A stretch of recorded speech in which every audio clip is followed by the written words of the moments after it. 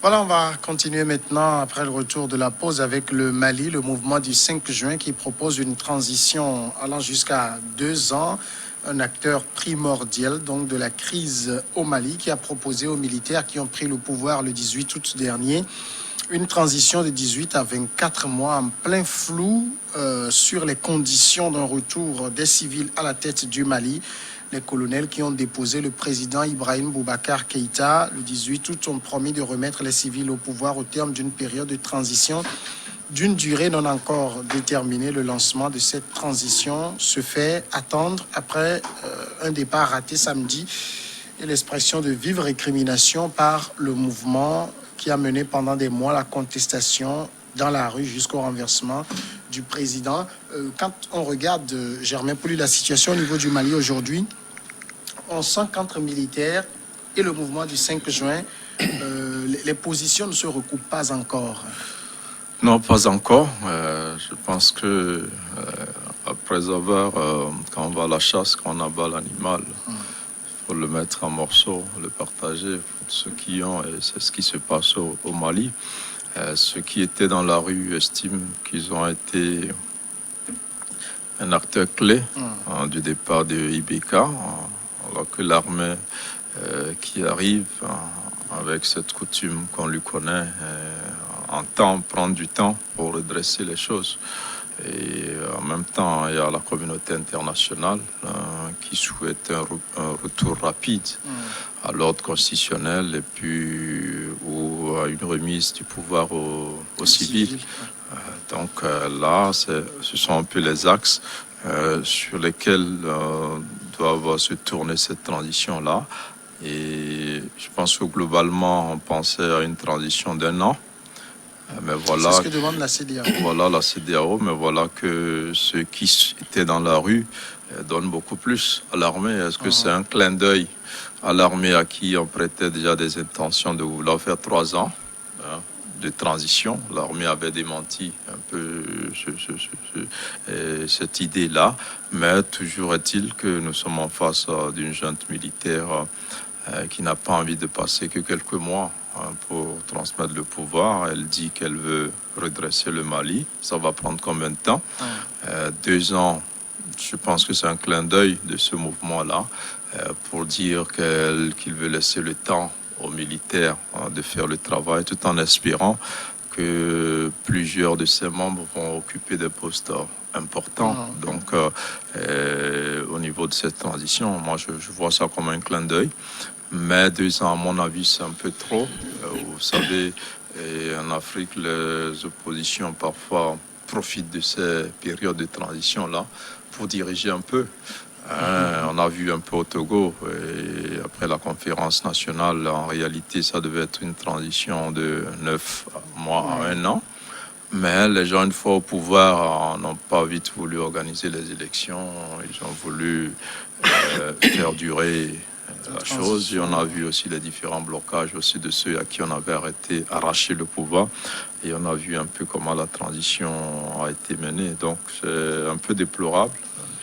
J'espère que la communauté internationale va pouvoir jouer encore au Mali pour que la transition ne dépasse pas 1 an. Parce que les réformes qu'on veut faire, c'est des textes à réviser. Et on n'a pas besoin de 2 ans pour faire tout ça, surtout que on n'a pas envie que ce soit les militaires qui gèrent cela, et c'est un peu surprenant que ce mouvement donne jusqu'à 2 ans donc à cette junte-là, mais à mon avis c'est un clin d'œil pour leur dire nous vous donnons le temps, mais nous allons gérer, si vous le voulez bien, ce temps-là avec vous pour essayer de redresser les choses.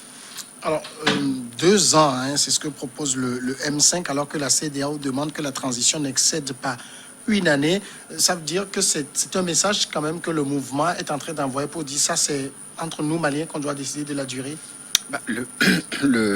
Ça fait très longtemps que la CEDEAO fait la sourde oreille au message que le peuple malien lui fait parvenir.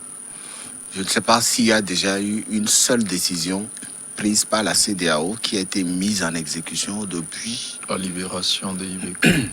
La libération d'IBK, les militaires n'avaient même pas envie de le garder là où il est, au camp là-bas.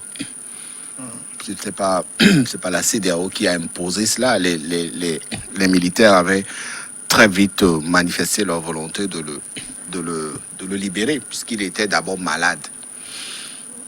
Il est malade, il a besoin de soins. S'il meurt dans les mains des militaires, on dira que c'est eux qui l'ont tué. Donc, la CEDEAO, à ce jour, on a l'impression qu'elle bute sur toutes les décisions qu'elle prend et refuse d'écouter le peuple malien. Et c'est ce que les Maliens ont voulu faire comprendre à cette communauté.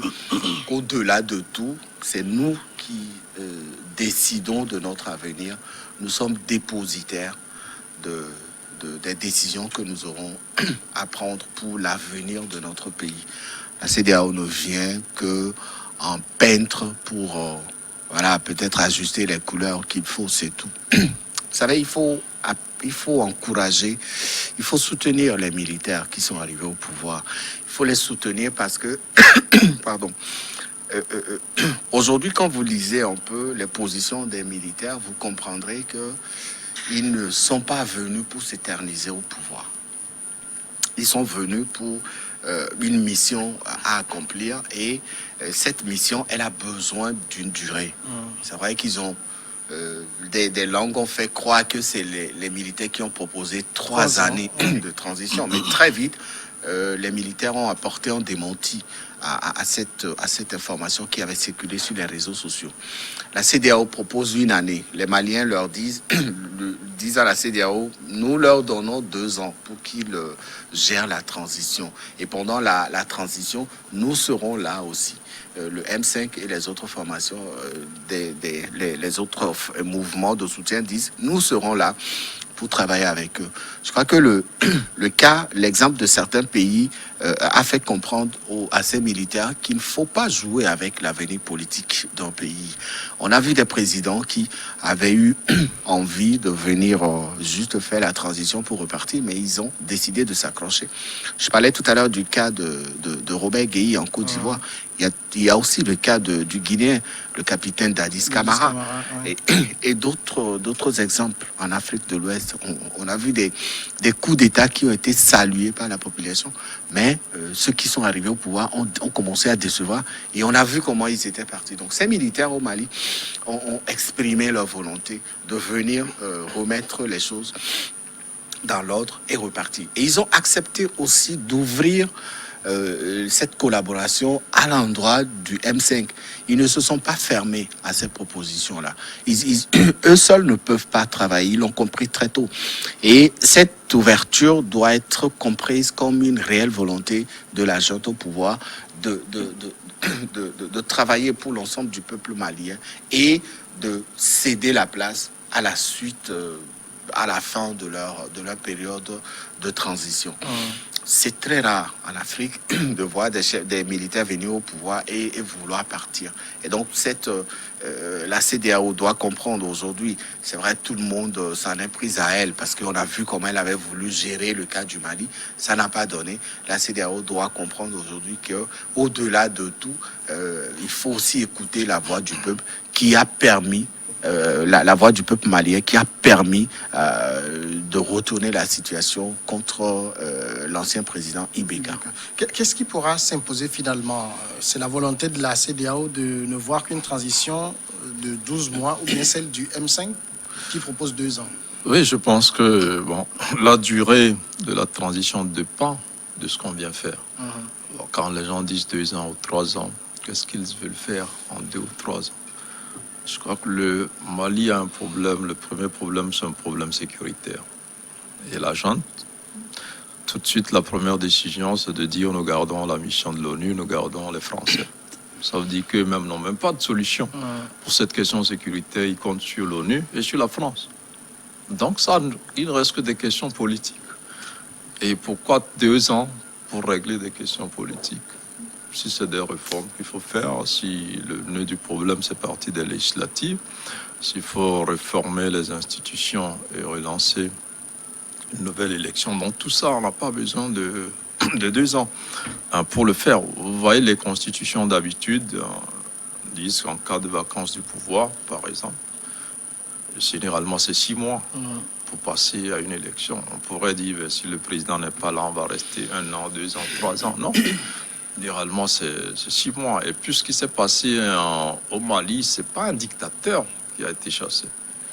C'est un président à qui une partie de la population reproche quelque chose. Et là, quand vous parlez des Maliens, je pense que c'est un peu abusif aussi de dire les Maliens disent non. C'est une partie des Maliens qui, avec le soutien de l'armée, a chassé un président qui n'a pas fini son mandat. Ce n'est pas une norme. C'était pas normal ce qui s'est passé. Je pense pas aussi qu'il faille encourager cela quand je vous entends dire qu'il faut féliciter les militaires. En passant, oui, mais au Mali, c'est récurrent. Ça fait tout le temps, l'armée vient chasser le président. Il faut apprendre aussi à laisser le président finir leur mandat et les sanctionner aux urnes pour qu'ils ne fassent pas. Mais je pense que par rapport aux activités qui doivent se faire, on n'a pas besoin de 2 ans. Si on me parlait des questions sécuritaires, on veut asseoir une armée capable de faire le travail, il faut l'armée, il faut l'équiper, il faut tout ça. Et on peut demander même 5-10 ans. Ça ne me gênerait pas. Je pense qu'il y a un grand problème sur le plan sécuritaire. Mais sur le plan politique, à mon avis, ce que la CEDEAO recommande est largement suffisant pour des dirigeants qui n'ont pas envie de profiter des délices du pouvoir. Raisonnablement, en une année, ils peuvent remettre le pouvoir aux civils, s'assurer que les élections soient ouvertes et transparentes, et que les civils qui seront élus à l'issue du scrutin donc gèrent le pays. C'est parce que c'est pas le boulot de l'armée de gérer le pays. Voilà. Mais en même temps, c'est le M5 qui dit qu'elle propose une transition qui va jusqu'à 2 ans. Et le M5 n'a pas encore pris en main l'effectivité de la transition. Ça, il va falloir qu'elle négocie aussi avec l'armée, cette armée qui a la pression de la CEDEAO au dos. Le M5 s'accorde sur les propositions que fait l'armée malienne à la suite du départ de IBK. L'armée malienne a dit est d'accord pour mettre en place un gouvernement de transition qui va être dirigé par un civil. Le gouvernement sera composé et de militaires et de civils. Ça, c'est des accords de principe. Et le M5 se retrouve dans ces décisions-là. C'est des décisions, ça peut changer à tout moment. Mais il y a des sujets de divergence quand même, hein, puisque aujourd'hui le M5 a l'impression d'être écarté par les militaires qui se considèrent comme ceux qui ont chassé IBK, alors que le M5 dit que les militaires ne sont venus que parachever une lutte que eux ils ont menée. Oui, c'est en début. Ça fait quoi? Ça fait une semaine pratiquement que le coup d'État a eu lieu. On ne peut pas en une semaine ou en 2 semaines asseoir une stratégie de collaboration immédiate. Il y a la CEDEAO, comme vous le dites, qui met la pression sur les militaires. Il y a les Maliens qui attendent aussi de voir la concrétisation de leurs exigences relatives au départ de IBK. Et il y a tout le monde veut savoir ce qui se passe. Donc les militaires ont besoin d'un peu de temps pour faire des propositions et asseoir une sorte de collaboration entre eux et le M5. Il est trop tôt pour que le M5 réclame de voir la concrétisation ou la faisabilité de certaines de leurs exigences. Il y a de très grandes décisions qui ont quand même été prises. C'est vrai que c'est le M5 qui a commencé, mais aujourd'hui, le coup d'État est à l'actif de l'armée malienne. Si l'armée malienne n'était pas intervenue, je crois que IBK serait peut-être encore au pouvoir à l'heure où nous parlons et la situation allait s'empirer de jour en jour là-bas. Et donc, il y a cette volonté de l'armée à ne pas vouloir s'éterniser au pouvoir, qu'il faut aussi prendre comme un acquis. Et sa volonté de s'ouvrir aux autres entités politiques, sociétés civiles, etc., pour qu'ensemble, ils puissent travailler pour relancer le Mali. C'est vrai, les chantiers sont titanesques. Si on se réfère un peu aux exigences des manifestants qui réclamaient le départ de IBK, ce n'était pas pour faire partie IBK et organiser des élections en 6 mois. Les chantiers au Mali, ce n'est pas une messe à faire. On a parlé du plan, du plan sécuritaire. Oui, il y a aussi des opposants qui ont été enlevés. Il y a la corruption qui gangrène l'administration publique du Mali. Il y a la situation des enseignants. Ben, tous les secteurs sont atteints. Ce n'est pas à l'armée de faire tout ça, mais l'armée, en collaboration avec le M5 et les autres entités, vont faire des propositions pour relancer les problèmes qui ont amené le peuple à exiger la démission de Ibeka, pour qu'après la période de la transition, que les Maliens ne se retrouvent plus confrontés aux mêmes problèmes qui les ont fait sortir dans les rues pour chasser pour chasser le pouvoir de Ibeka. Donc il faut à un moment comprendre que le M5 aujourd'hui ne réclame pas forcément d'être écouté par la junte au pouvoir. Elle est sa collaboratrice, il est son collaborateur direct. C'est à eux, c'est à toutes les entités de s'asseoir. Et cette volonté, elle est toujours là, en tout cas, au sein de l'armée malienne. Elle est là, elle s'affiche. Et l'armée malienne prend des décisions qui vont dans le sens de l'apaisement. On a vu les visites qu'elle a rendues à l'ancien président Moussa Traoré, et puis l'autre imam, etc. Voyez un peu, on n'a pas vu ça quand certains chefs d'État étaient arrivés au pouvoir. Idriss Déby au Tchad, son coup d'État avait été applaudi, mais aujourd'hui, il est encore au pouvoir. Alors, si vous vous rappelez ce qui s'est passé au niveau du Soudan également, qui a connu une situation assez similaire, là-bas, ils se sont finalement entendus pour un partage de pouvoir en civil et militaire. Les militaires font 21 mois et les civils 18 mois. Oui, bon, voilà, là, c'est que la situation est différente parce qu'il s'agissait d'un dictateur. Ici, c'est un président démocratiquement élu qui amorçait à peine son deuxième mandat, donc qui a été écourté. Donc, c'est deux situations différentes. Les gens sont partis de la contestation des élections législatives, pour après ajouter d'autres problèmes du pays, sécurité, économie, corruption, tout ce qu'on veut. Et donc, on a poussé le président à la sortie. Aujourd'hui, c'est pas pendant la transition, même 3 ans de transition ne permettra pas de régler ces problèmes. Il faut un pouvoir institutionnel qui soit légitime, issu des urnes, qui vienne régler ce problème. Donc l'armée a su une transition. C'est la durée qui me pose un problème. Oui. Je pense que 2 ans, c'est lourd. 3 ans, c'est un peu trop. Mais 1 an, raisonnablement. Parce que les transitions, habituellement, là, il faut organiser essentiellement 2 élections. Mais dans les pays comme le Mali, est-ce qu'il ne faut pas aussi leur laisser à ces gens qui connaissent mieux leur réalité décider de cette question? Parce que la CEDEAO peut dire faites ceci, mais après, on ne règle pas les problèmes. C'est le 4e coup d'État qu'on a. Les réalités sont les mêmes en Afrique. Ce que moi je vois, c'est des militaires qui veulent venir et devenir des ATT demain. C'est-à-dire que pendant la transition, quand vous gérez bien, demain, le colonel qui est en avant, il devient civil. Et puis il devient président. Donc c'est une armée qui aime le pouvoir en réalité. C'est pas une armée qui vient mettre de l'ordre, c'est une armée qui aime le pouvoir. C'est ces colonels qui sont là, plus la transition dure, plus ils se font la sympathie de la population. Et demain ils disent, là je démissionne de l'armée. On a vu aussi au Niger, c'est en train de se passer comme ça. Il y a un général qui va sans doute arriver prochainement à la présidence. Donc c'est un peu ça. Donc quand un militaire passe beaucoup de temps au pouvoir, il devient un civil. D'accord. Et demain, il devient candidat. Il va battre les politiciens de carrière. Et puis, comment t'étais au Mali, répond le pouvoir. C'est un peu dommage. Le dernier sujet.